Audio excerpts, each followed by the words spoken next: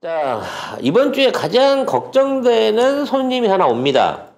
제닛 앨런 재무장관이죠. 네. 옐런. 네. 여성분입니다. 제닛 앨런 장관. 오래 하시네, 이분도. 네. 이게 이제 19일, 20일, 그러니까 내일 모레 온다고 하는데, 네. 이 양반이 와가지고 우리 이 기재부나 우리 그 재무 관련 관료들하고 뭔 얘기를 할지 참 걱정스럽거든요. 일단 기사 먼저 좀 찾아보도록 하겠습니다. 네, 내일과 모레 이틀간 제닛 옐런 미국 재무장관이 방한합니다. 추경호 기재부 장관과 회담을 가질 예정인데요. 한미 통화 스와프와 러시아 원유 가격 상한제를 논의할 것으로 보입니다. 그런데 한미 통화 스와프 재개는 미국 재무부가 아닌 연방준비제도가 결정할 문제이기 때문에 논의를 진척시키긴 어려울 거라는 전망이 나오고 있습니다. 그러게. 왜 오지? 도대체? 음... 근데 통화 스와프 얘기가 제일 많기는 한데 이 사람이 뭐라고 해야 돼? 주도적으로 할 수는 없는 거잖아요. 네. 이 사람이 네. 이거 하기 전에 10년 이상을 FOD 이사로 있었어요. 그러니까 사실상 그 역할 할 수 있습니다. 사실 이분이 75세예요, 우리 나이로. 뭐 버클리대 교수이기도 하고 남편이 뭐 노벨 경제학상 탄 부부 경제학자긴 하는데 이 양반은 클린턴 때 경제자문으로 입문을 해갖고 오바마 때 내내 연방준비 FED 의장을 지냈습니다. 그러니까 미국의 어떤 자금의 흐름을 쫙 깨고 있는 사람이에요. 그러네요. 꽤 오랫동안 전주야, 하셨으니까. 전주. 네. 이 신자유주의 그 관련된 실무 자체를 미국이 사채 돌려가지고 전 세계 그 국가들 베껴 먹었잖아, 신자유주의로. 네. 이걸 실제 실행했던 인물인 겁니다. 그렇기 때문에 미국 돈의 흐름을 가장 잘 아는 할머니라고 얘기할 수 있는 거죠. 근데 이제 이 할머님을 모셔다 놓고 통화 스와프 얘기를 하는데, 일단 뭐 지난주 주말 방송을 들으신 분은 아시겠습니다만 우리나라는 통화 스와프가 필요가 없어요. 우리하고 미국하고는 레퍼라 그래갖고 저 환매 조건부 채권을 우리가 갖고 있기 때문에 우리가 1,000억 달러 이상을 갖고 있어, 100조 원 어치 이상을 갖고 있기 때문에 이거 주고 그냥 달러 받아서 쓰면 됩니다. 그러니까 우리 외환보유고 안에서 얼마든지 외환보유고를 손실을 안 시키면서 그거를 돈을 갖다 쓸 수 있는 무량하진 않지만 솔직히 미국 채권을 쥐고 있는 국가야. 그러니까 우리는 달러 부족에 시달릴 부분이 아니라는 거죠. 근데 정부가 지금 깎아먹고 있잖아요. 깎아먹고 있는데 그렇게 깎아먹으면서 자꾸 환율을 올리고 있는 거야. 그래서 이제 고방사 한번 꼭 들어보세요. 환율을 올리는 이유가 두 가지 목적. 하나는 미국이 우리를 공급망으로 몰아넣기 위해서 이게 경제적 종속을 위해서 고환율 정책을 취하면서 달러에 의존할 수밖에 없는 종속성을 만들기 위한 거고, 그러기 위해서는 대한 달러를 준비하고 있는 저쪽 지역, 그러니까 러시아, 중국, 브릭스 지역들하고 한국을 완전히 경제적으로 분리해 놓으려고 하는 이러한 시도의 시작인 거고, 또 하나 걱정스러운 게 한일 통화 스와프인 거죠. 한일 통화 스와프. 그러니까 우리가 미국한테서 무한대도의 돈을 끌어올 수 있게끔 만들어 놓은 상황에서 그 돈 갖고 우크라이나 재건 사업에다 일부 투자를 하겠지만, 이 상황에서 한일 통화 스와프까지 일어난다고 하면 우리나라 돈이 일본으로 역으로 우리가 어렵게 구해온 달러, 한국 화폐가 갖고 있는 신용도를 통해 갖고 우리 돈이 일본 돈하고 바뀌어지면서 일본이 우리 돈으로 달러를 빌려 쓰는 상황을 또 만들어낼 수 있다는 겁니다. 그래서 결과적으로 지금 자꾸 통화 스와프 얘기를 하는데요. 이 통화 스와프 없어도 우리가 지난 문재인 정권 내내 또는 그 앞에 박근혜 정권 때도 경제를 잘 이끌어 왔어요. 근데 갑자기 통화 스와프 없으면 우리나라 망할 것처럼 얘기를 하고 있다는 겁니다. 거의 대부분 언론들이 그렇게 쓰고 있거든요, 지금. 근데 니네들의 기대와 달리 통화 스와프 안 해줄 겁니다.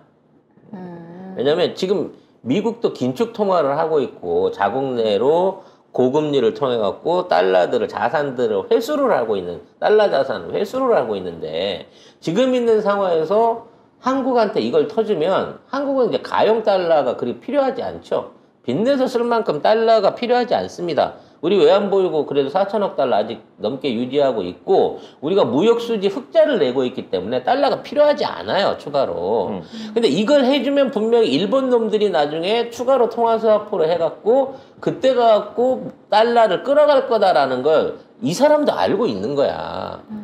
결국 지금 있는 통화스와프에 관한 얘기는 장기적으로 한미일 통화스와프를 연관해 둔 거고 그래서 그에 대한 준비 작업을 아마 15일 날 일본을 방문했을 때 우리 오기 전에 이미 일본을 먼저 들렸거든요. 네. 일본에서 일본 재무상하고 13일까지 얘기를 하면서 그와 관련된 얘기를 했었을 거예요. 그래서 앨런 장관이 얘기를 하다 말고 그냥 나가버렸단 말이에요. 그러니까 일본이 요청한 거는 한국하고 통화스와프 엮어놓고 그 다음에 한일 통화스와프 되게 되면 그때 갖고 한국 돈으로 우리가 돈 좀 빌릴게 아마 이 얘기를 했을 거라고 생각을 합니다. 그래서 택도 없는 소리 하지 마. 지금은 돈 풀 때 아니야. 라고 얘기하면서 그 자리를 박차고 나왔다는 거죠. 그래서 지금 통화스와프에 관련된 얘기를 하는 거는 앨런 재무장관의 의견이 아닙니다. 순수하게 우리의 의견인 거죠. 그래서 이 19일 방한하는 앨런 재무장관의 가장 중요한 목적지, 물론 추경호도 만나고 하는 총재도 만납니다. 네. 그 안에서 그런 얘기를 하겠죠. 비스무리한 얘기를. 그러면 바로 그분이 쌩까실 걸로 보여지고 네. 이분이 메인으로 방문하는 거는 네. LG화학입니다. LG화학. LG화학. 예. 추경호를 만나는 게 아니라. 추경호가 중요한 게 아니라 LG화학 공장 방문이에요. 바이든이랑 똑같은 거지. 바이든은 삼성 반도체 보고 와갖고 반도체 우리한테 다 몰아. 중국 주지 말고 나한테 다 넘겨. 라고 반도체 판매에 관한 일종의 그 주권을 요구를 하고 있는 상황인 거고요. 이번에 LG화학을 간다고 하는 거는 이제 LG화학이 그 배터리하고 솔루션하고 나누긴 했습니다만 거기에 들어가는 기초 소재들을 다 만들거든요. 그러니까 LG 솔루션은 이제 배터리 자체를 만드는 공장을 분해를 한 거고 거기에 들어가는 양극재를 비롯한 이런 뭐 방막이라든지 그와 들어가는 원재료들은 LG화학이 지금도 만들어요. 그 LG화학이 추가로 미국으로 진출해주면 좋겠다. 그 얘기하러 오는 겁니다. 그렇기 때문에 지금 통화스와프 얘기 그리고 뭐 대북제재 얘기가 있어요. 네. 갑자기? 맞지 재무부하고 대북제재를 했는데 네, 뭐 지금까지 안 했나? 뭘 할 건데 더? 여기서 어떻게 더 목을 조일 건데 이제 뭐 동결시킬 자산도 없고요. 더 이상 제대를 더 하려고 해봐야 할 게 없어요. 아니, 뭐 해준 게 있어야 뭘 뺐지 이걸. 그러니까 그래서 이 얘기도 말이 안 되는 얘기입니다. 결과적으로 이 양반은 의례적으로 들렸다 가는데 일본 왔는데 안 가보고 가면 또 패싱 당했다 어쨌다 그래서 국격이 작살날 거 아니에요. 근데 결국 온다고 하더라도 니네가 원하는 통화스와프라든지 이런 것들 못 얻어낸다는 겁니다. 왜? 이 아줌마가 쩐주고 돈을 굉장히 오래 달아본 전문가예요. 지금 있는 상황에서 이거 해주면 한국은 가만히 있지만 일본이 이 돈 빼다가 또 가뜩이나 어렵게 올려서 유지하고 있는 고환율 조지는구나 라고 생각할 거라고 판단이 됩니다. 문제는 한 2시간 전에 기사가 나왔는데 대통령이 옐런과 만나겠다라고 해서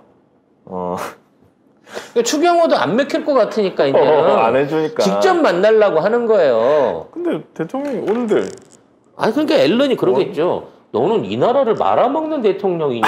생각을 하는 대통령이냐? 지금 IMF에서 부도날 나라 50개국 중에 니네 나라를 포함시켜놨는데 지금 이 상황에서 한미일 통화스와프를 하자고 하는 네가 제정신이니? 라고 얘기를 해줬으면 얼마나 좋겠습니까? 네. 근데 그렇게 취급하지 않을까요? 뭐 그 전에 바이든 왔을 때도 사실 윤석열 안 보고 가려고 하다가 이재용 있으니까 그냥 거기 오니까 그냥 같이 있었던 건데. 네, 이번에도 그럼 LG화학으로 가나요? 그렇게 될 것 같아요. LG화학 가갖고 또 공장에서 만나야 될까? 공장 멈춰 또. 왜냐면 용산의 블루기는 너무 쪽팔리잖아. 용산 그건 또 너무하죠. 그리고 제일 중요한 건 접견실을 이미 건의가 차지하고 있기 때문에 못 써요. 지난번에 5층이라도 갈 수 있었지만 이제 5층도 이번에 5층도 못 가요. 네. 결과적으로 제닛이 방한한다고 하더라도 우리는 포토타입만 있지 실제적인 성과는 못 거둘 것이고 환율 안정? 택도 없다 이 말이야. 우리가 지금 통화스와프를 안 하는 이유는 딱 그것뿐이에요. 우리랑 일본이랑 엔화하고 한화의 상대적인 가치가 한 100원에서 150원 정도 차이 나기 때문입니다. 그래서 지금 스와프를 하면 일본이 나중에 이 환율이 비슷해졌다고 봤을 때 환차손을 10% 이상 입을 그 상황이 될 수 있거든. 응? 그러면 지금 만일 통화 스와프 되면 우리나라 돈들 일본으로 엄청 들어갑니다. 왜냐면 우리나라 대기업들 일본에다가 투자하기 딱 좋거든. 환율 높을 때. 집어넣어갖고 막 땅 사고 돈 넣고 회사 인수하고 신나게 돈 갖고 쓰겠죠. 그러니까 일본이 지금은 안 하려고 그러는 거야, 지들도. 우리랑 지네 환율이랑 비슷해졌을 때 그때 가서 하겠다는 거예요. 그래서 이미 기시다는 통화정책 변화를 시키겠다라고 하는 방향으로 이 얘기 시작하면 또 1시간인데.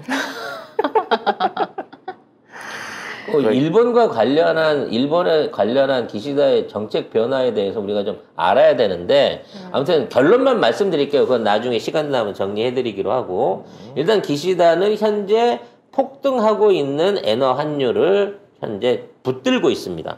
그래서 엔화가 국제시장에서 조금 환율이 떨어지기 시작했어요. 돈 가치를 유지시키고 있다는 거죠. 네. 이런 상황에서 한국이 엔화만큼 가격이 떨어질 때를 기다리고 있습니다. 그 수준은 약 1,400원에서 1,450원 사이일 것으로 보입니다. 얼마 안 남았죠. 한 100원만 올리면 되죠. 그럼 그때 가가지고 통화스와프 한다는 얘기가 그때 본격화된다는 겁니다. 그럼 1대1이거든. 달러하고 달러 대비 양쪽 돈의 가치가. 아주 젖같은 국면을 맞이하지 않을까라는 생각을 해봅니다. 네. 뭐 주식이 어찌 될까요? 라니요. 뭐 망한 거지요. 네. 나라가 지금 망할 판인데. 이게 뭐 대통령이란 작자가 나라를 위한 경제 위기라든지 안보 위기, 방역 위기에 대해서는 일절 발언을 안 하고 모두 축대가 갖고 여러분 코로나 걱정 말고 잘 노세요. 그리고 오신 참에 제가 말씀드리는 건데 우리 여기 바이오 산업단지 할 거예요. 이 얘기를 하고 있는 형국이니까 엉망진창. 네, 경제가 어떻게 돌아갈지는 너무 뻔하다는 거죠. 네.